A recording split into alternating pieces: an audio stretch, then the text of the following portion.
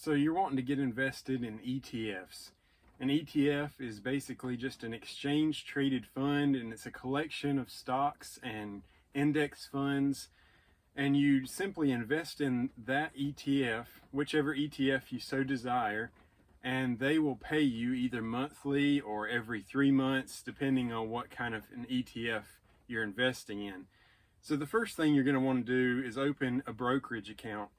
Now, I have started a brokerage account a few years ago. I started investing with Robinhood, and that has worked wonderfully for me.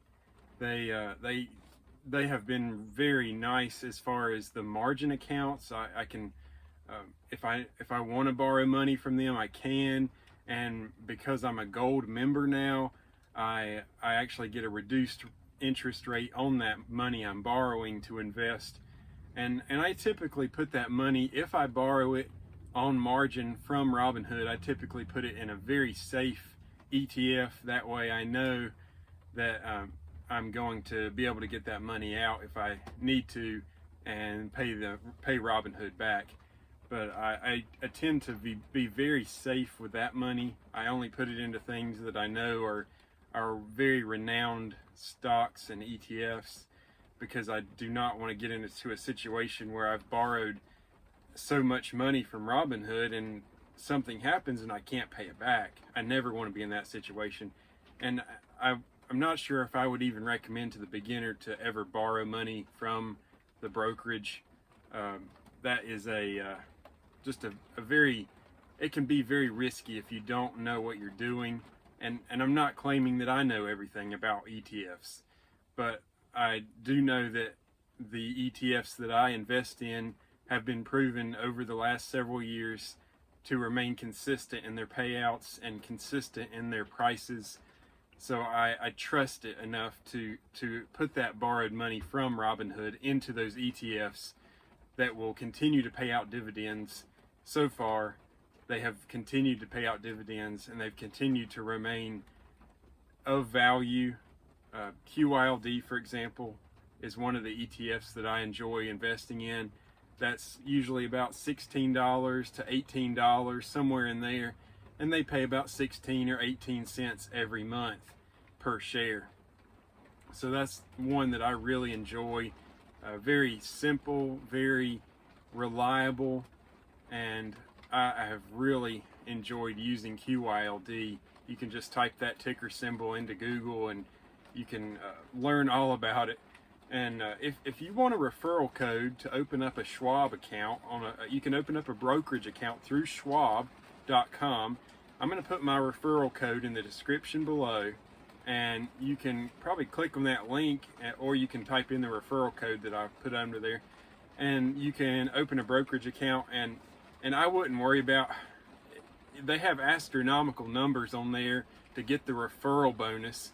I think it's $25,000 you have to deposit to make $100 in the referral bonus. And if you do something astronomical, I mean super astronomical, like $500,000, I think you get $1,000 in referral bonus. But if you're anything like me, you don't have that kind of money just sitting around ready to invest. So I wouldn't worry about that. I'd just put $100 or $10 in a brokerage account and open it up. If you want to start today, it's not that hard. You can just you set up your bank account, or you can do I think you can do a direct transfer, or you might be able to do a check if you wanted to do it that way. I think what I did is a direct transfer to Schwab from my bank account that I already have set up, and it was, I don't know, $20 or $30 I put in there just to get started. Because I usually use Robinhood for a lot of my trading, but I'm trying to probably gonna start venturing over into Schwab a little more as I continue investing these days. So you're gonna want to type in good ETFs on YouTube, good ETFs to buy. You can put this on Google, you can put this on YouTube. There are hundreds and hundreds of people on YouTube explaining what ETFs to buy in 2024, 2023. I mean, there's constantly new ETFs to buy out there. And like I said, there's ETFs that pay every single month, and there's ETFs that pay every 3 months. There's all sorts of ETFs out there. Like I said, QYLD is one of my very favorite ETFs to invest in, because I have seen it time and time again pay out a monthly dividend. I don't think it's ever been below 16 cents. It might have been 15 cents 1 month or two, but since I've been investing, I don't think it's ever been below 16 cents per share every single month. They keep paying that out every single month. And what's very interesting, I don't want to go too in depth in this video because this is supposed to be just ETFs for beginners, but I wanted to say that QYLD, I mean, they sell covered calls on the stock market, so they have a large collection of these stocks involved in QYLD, and they sell covered calls to people, and they make money off of these covered calls that people buy and sell. And so that's really where they're making a lot of their money, from what I understand. Now, I am no expert on this. I just know that they pay out consistently and reliably, and I have trusted them for a long time now. And it's a very nice investment. It's very low risk, very low involvement. I just put my money into those ETFs and they pay out monthly. It doesn't matter if it's $16 or $18. They'll just pay out. You know, there might be 16 cents 1 month. It might be 18 cents 1 month. It varies from 16 to 18 cents usually on QYLD. Now that's just one of them. SCHD, QQQ, JEPI, I mean RYLD, XYLD. There are numerous ETFs. You can just look up on YouTube or Google good ETFs to buy, and there will be just hundreds of them. And I'm not saying QYLD is perfect. By no means am I saying QYLD is the best one. That's just my example. That's what I've come to know. And I just actually invested this week in SCHD. I sold a lot of QYLD off, and I'm buying SCHD now. So there's a lot of options out there. So what you're going to want to look for is, you know, if you find a good ETF, if somebody on YouTube recommends QYLD, or let's say SCHD, you type in SCHD dividend date. You're going to want to know the dividend date. What I look for is usually NASDAQ.com on Google. I mean, a bunch of these, when you type in the ex-dividend date for SCHD or QYLD or RYLD or whatever it is, all these websites are going to come up, and NASDAQ.com is usually one of the first ones, and they'll tell you the ex-dividend date, which is what you're going to want to know. That's when you need to own the stock by. If you own that ETF or stock before the ex-dividend date, or I think it's by the ex-dividend date, I usually try to at least get a couple days before the ex-dividend date of the previous month. So like for example, for June, if it was June 15th in June, that means for July, for QYLD, it would be around July 15th, because it's about a month. And sometimes it might be 32 days after the last ex-dividend date. So you're going to want to move forward and look 35 days after that last ex-dividend date, and you're going to want to buy that ETF before that date, because that is going to guarantee that you will get those dividends. And the dividend, I don't know, I don't think I explained the dividend, but if you don't know, the dividend is the monthly payment you're getting, the 16 to 18 cents for QYLD. For SCHD, every 3 months, it's 82 cents right now. So you're only gonna, for SCHD, you're only gonna see a payment dividend every 3 months. You're not gonna see that every month. And there's a lot of things to consider, and you really don't need to look at the history. I would say though, I am hesitant to invest in something that is hitting a high. So if you look at the history of QYLD, right now it's trading about $17.50 or $17.90, $17.90 that is, per share. So you're going to want to look at the history. If the history says it was $17 per share and now it's $17.90 per share, I would be hesitant to invest in that right now. I would wait till it goes down a little bit. The same with any of these other ETFs. For JEPI, if it's trading, I don't even know what JEPI is trading for right now, but say they're trading at $100 right now, and the history says they were trading at $90 or $80. You know, I would be hesitant if they haven't hit $100 in the past year or two. I would be hesitant to invest in that right now, even though you are going to get a dividend even if they fall after you buy it. But I'd like to be on the plus side, and so I would be able to sell those shares if I needed to. Usually these ETFs like QYLD, they're very consistent. You see them $16, $17, maybe $18, but I would be hesitant about buying QYLD at $18 a share. That's quite expensive, so I would be careful about that. As always, there's risk with buying these ETFs. There's risk with venturing out on the stock market, but I mean, you gotta risk something on the stock market, and you're not going to make money if you don't risk. So, I mean, you might make a little bit of money, but you're going to make more in dividends on ETFs, playing some of these QYLD and some of these 10 to 12% annual yields. I mean, that is a huge amount. Some of these savings account at the banks, they only pay 5%, maybe 5.5% at the top. And so you're making twice that amount on QYLD. You're making twice that on a lot of these ETFs that pay 10 to 12% annually.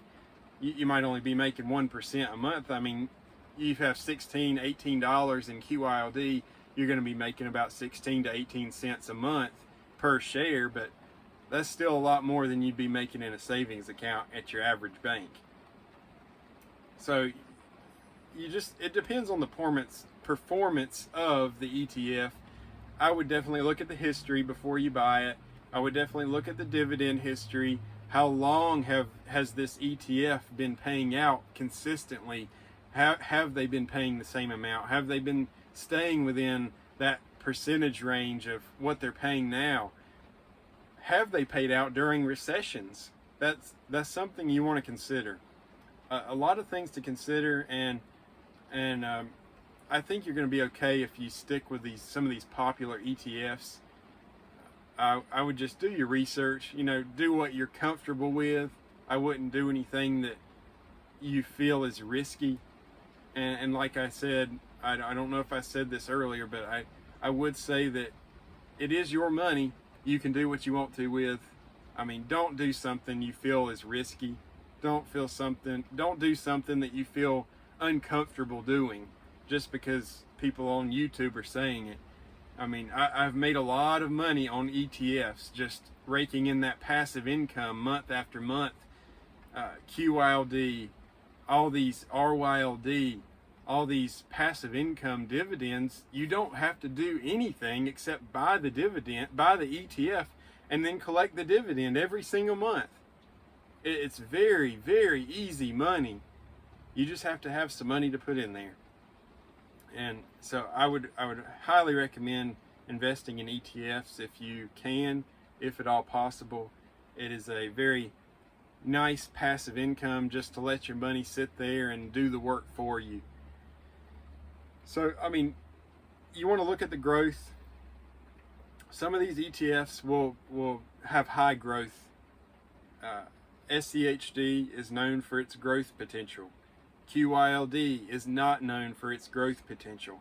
QYLD is known for its consistent payouts and dividends, and that's why I like it. I don't like some of these high growth stocks and dividends. I mean, stocks and ETFs, they don't have high dividend yields. Well, I don't want to waste my time in investing in a 4% annual yield in an ETF when I could be investing in a 12% annual yield. And sure, there might be a risk of losing $100 or $200. I mean, I buy it in up here, it goes down 2 months later, But if I stay consistent, if I keep owning that ETF 6 months, a year down the road, it's going to go back up. I've seen QYLD do it again and again. And I'm not saying that if you bought QYLD for $25, then it might see $25 again, because I'm not sure about that. Right now it's in the $17, and I would be very hesitant to buy it more than $17 right now. And we might only see QYLD keep going down. So I would definitely look at your history. I cannot enforce that enough. If you are starting out in ETFs, look at the history. Look at the 10-year history, the 20-year history. Some of these ETFs are newer than that. So I would say if your ETF has been around for a few years, at least, I would be very scared to invest in some of these newer ETFs. These newer ETFs don't have a history. They don't have a dividend history. They don't have a growth history. You really don't know what you're getting into unless they have a few years behind them, and you can look at the history and see what they've paid out, see how they've grown and how they've dipped from when they started. And some of these stocks that I've invested in the past, I've been a little hesitant to do that, because they start out at $3 a share, and then now they're 50 cents a share. Well, there's a reason why they're trading at 50 cents when they were trading at $3. I mean, some of these ETFs now, they consistently go down, like QYLD. It's very, very gradually. You can see the very gradual slope. So I do not keep QYLD for a long time. So I'll buy it here, and then it might go up a few cents. I'll sell it. Then I'll watch it go down. Then I'll buy it again. Then if it goes up, I'll sell it. And so I'm still, as long as I'm hitting those ex-dividend dates, I'm still collecting that dividend every single month. I just have to, when I collect the dividend, I can go ahead and sell it. Then I let it go down or do whatever it's going to do. And then right before that next ex-dividend date, I buy back in. And that way I can collect that dividend. I only have to own that ETF on the ex-dividend date. And once you pass that recording date of them knowing that you own that ETF, then they put you on the list to receive that dividend, because you owned it on that dividend, the ex-dividend date. And so it's hard to do that. It's hard to really time it exactly right. So I usually buy it, like I said, 2 or 3 days before the ex-dividend date, the supposed ex-dividend date. You can't really, I haven't found a good way to know when the dividend date is exactly. So I buy it a couple days before, and then usually I get the dividend, and then it's usually faltering a few cents. So if I bought it for $17.95 and it's down to $17.90, I usually won't sell it until it hits at least $17.95 again. That way I'm not making a bad trade. I'm not losing money on that trade. I'm still making the monthly dividend.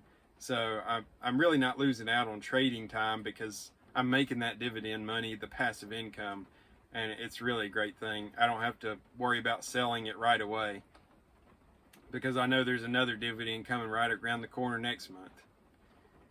So if you just want to, for further research, if you want to find some good ETFs, just go on YouTube, type in good ETFs to buy in 2024, and they'll probably tell you SCHD and QQQ. There's all kinds of them out there.